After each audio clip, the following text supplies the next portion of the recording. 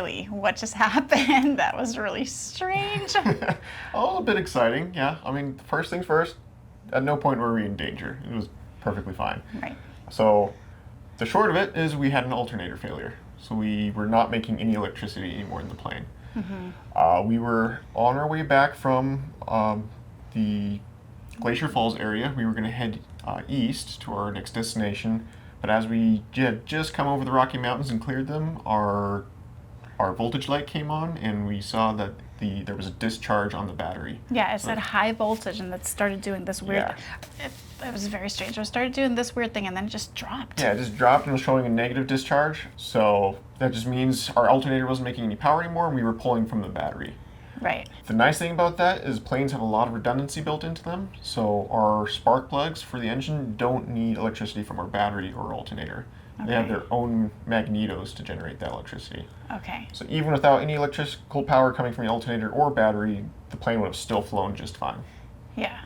So first thing we did is try to troubleshoot it. So we checked our circuit breaker for the alternator. That was still in, so that wasn't the problem.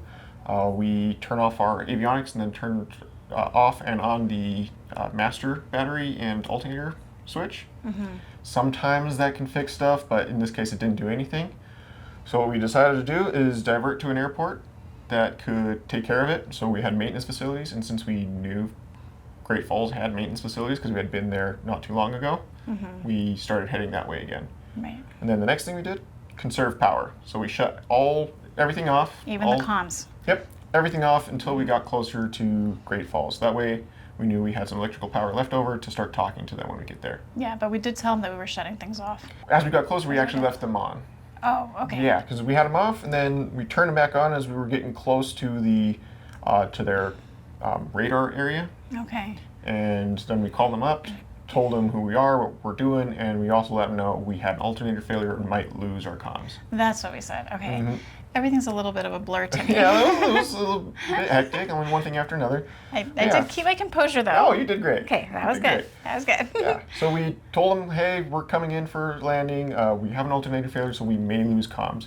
And all that meant is that every couple minutes they checked in on us, just making sure they didn't lose us comm-wise. And then they kind of played a couple chess games ahead by saying, okay, we're going to let a tower know that you have a failure, and then once we were on tower, they said, okay, we're gonna let ground know, and we let them know where we were headed to the maintenance facility. So that way, if we lost comms and we landed and they couldn't talk to us and we couldn't talk to them, they knew where we were going and they could keep everybody out of our way. Right. It would have been great to have filmed it, but of course that's the last thing that you're thinking about in an emergency. In an emergency situation, that's not my first thing on my mind. But yeah, no, at no time, I mean, worst case scenario, we would have lost comms and our GPS, and I mean, it was a VFR day, so we didn't have to worry about lights or anything like that. Thank goodness. So it would have just been landing without talking to anybody and taxiing to the maintenance facility and then calling them up afterwards and letting them know that we had lost comms on the phone. But that didn't happen. We had enough battery power to make it all the way until we parked. No problem. And then the maintenance facility, they took a look at it and are figuring that out. And yeah. Yeah, so the maintenance facility is going to figure that out in the next day. And now there's weather. Yeah, we might be stuck here for 2 days now. We have to be here for a couple of days. We'll see what happens. And but hopefully they can get it fixed tomorrow. Hopefully the great thing about it is that it is Great Falls, so it's a much bigger airport. Yeah. If we would have been stuck in Marion. Yeah, no, I mean there could have been a lot of places we could have been stuck in, and it would have been quite the pain to figure that out and find somebody to come fix it. But no, Great Falls was right there when it happened, so headed back to Great Falls. Yeah, and we did meet a really nice A&P at Cabin Creek. Yeah, but he was great. But he, like, getting the parts or whatever. Yeah, necessary. I mean, he's an A&P, but middle of nowhere. Yeah, like you said, where he's going to get the parts for. He doesn't have the full shop set up. So it was good it happened when it did. We weren't over the mountains, so we weren't worried about that anymore. We were nice and close to a place to have, to have everything that we need. Yeah, everything we need and a place to stay. Yeah, and a place to stay, exactly. Yes, a choice of places to stay. Oh my goodness. So yeah. Anyway, it was a little bit concerning, but I knew that I was as soon as you told me there's nothing to worry about, I thought, okay, there's nothing to worry about. And you explained this whole thing to me about how the batteries sufficient to get us down. We were pretty close anyway. It took us 30 minutes to get down, and we were fine. And phew, anyway, it's all over now. We're safe, and we'll see. We'll get everything checked out tomorrow, and hopefully we can leave. But then we still have weather anyway, so we're not going anywhere. Not tomorrow, no. It's the perfect time to have an alternator problem because you're not going anywhere anyway. May as well get it fixed and looked at. Exactly. Awesome. Let's see what happens. Okay. I went back to talk to the mechanic, and there's a thing called an aircraft bus. And this aircraft bus is basically battery power, and then it goes through the 5-amp fuse. I'm just going through my notes. And that goes to the alternator switch, which makes power go to the regulator. The switch doesn't bring the power to the regulator unless both the battery and the alternator switches are turned on at the same time. So in the circuit, there's no battery switch. The battery switch is independent. And what the battery does is it powers that aircraft bus. And he said that it just seems odd that when I'm rocking the switches back and forth, both of them at the same time, and when the connector is disconnected, there are 4 wires that go into the connection. They're always powered on and off, but they only go on and off with the battery, but not on and off with the alternator switch. This tells them that the alternator switch is not really controlling the alternator. The battery switch is controlling the alternator instead of the alternator switch controlling the alternator. So he thought that there might be a switch, a switch between the switches. But if you turn on the battery only, then there's nothing. You have to turn the battery switch and the alternator switch at the same time, and then you have power, which is really strange. So when I went back to talk to him, he said that he's going to go underneath the panel and take a look. He has this mirror that he's going to take a look with. And he says that he's going to be looking at things and checking the wiring to see if something strange is going on. But I told him that I never had that problem until that one day when the one switch, just the alternator one, was turned off, like a test. It was turned off and then on without the other one being turned off and on at the same time. And ever since then, we just had all these little issues. And this time, no one was playing with the switches and no one was doing anything. And then mid-flight, 35 minutes away from here, this whole thing happens. The ammeter just stopped. The needle went right between the negative and the middle. So it just never came back on again. It was right between the negative and the 0. What we would do to remedy, anytime that it started acting weird, what we would do to remedy that every time that it happened is we would just toggle both the switches off and on, right on again, just off and on again immediately, and that would solve the problem. If ever it went to negative, it would just come right back to the middle. Right back to the positive again, past the middle point. But this time, it never came back. So we were 35 miles out, and that never came back. And on top of that, not only did it not come back, we also had that red light that said high voltage, and that stayed on. So that was the issue. So he says that he's going to check the switches and see if they were wired wrong, or if there's a super high resistance in a switch, which means a bad switch, but it shouldn't work unless the alternator switch is closed, and it doesn't.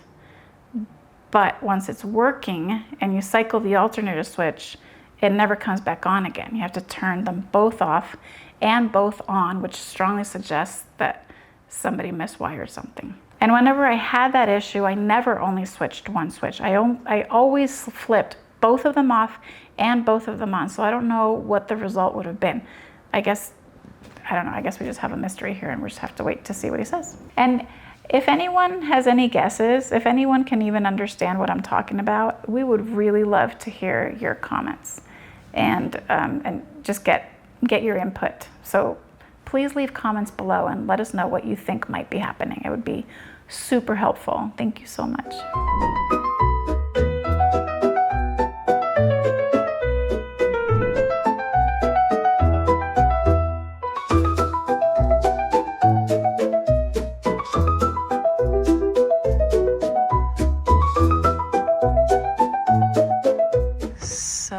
Mike was saying is that we have 5 amp circuit breakers and 60 amp ones. This one is the one that has been popping out right here. And this one has never given us any problem. But it's always been that one. And then yesterday, this came on bright red and stayed on. And of course the ammeter went into the negative. So that means it was overcharging. So we're going to check out exactly what happened. This right here is the alternator belt that my friend Roger has me check as part of the pre-flight inspection every time we take the airplane out. According to Mike, this is a little looser than he'd like it, and he wouldn't go any looser than that, is what he said. Okay, the second red one is on. When I turned on just the first one, which is the battery, that high voltage one went on immediately. And he had me do just the first one, which is the battery, and then the second one, which is the alternator, because he's using a multimeter right now to test things. So he wants me to now rock the alternator on off, because he said he wasn't getting anything. Okay. Start rocking? Yeah. Okay, so now I'm gonna rock. Off, on, off, on, off, on. Okay, so that's the regulator. Yeah, that's the regulator right there. Uh-huh. Yeah. And when we did what? When we disconnected the terminals to the regulator and reconnected them, then we would have voltage to the field, which we should have. But as soon as we turned the alternator switch to the off position and back on, we'd have no voltage, to field, which tells me the regulator controls all of that. Okay. Yeah, and so that's my first guess is, and I think it's a reasonably good one, is that the regulator is defective. Mm-hmm. Because when we were flipping those switches on and off. Yep. So now Mike is thinking that it's the switch. It's actually not the regulator, and it's not the alternator. He thinks that the switches were wired incorrectly, because when you have the battery on and you toggle the alternator switch on and off, that shouldn't affect things. It shouldn't just die like that. But that's what happened. So he thinks that the switches were just wired wrong.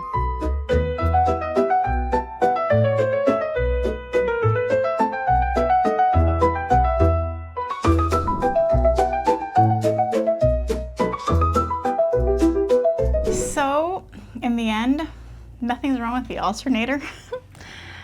Nothing's wrong with the regulator, he said. Nothing's wrong with anything. He just took it apart, put it back together. What do you think?